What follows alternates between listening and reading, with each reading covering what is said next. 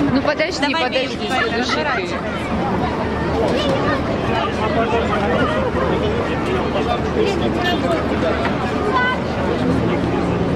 А можно мы уже как бы стоим здесь? Вот?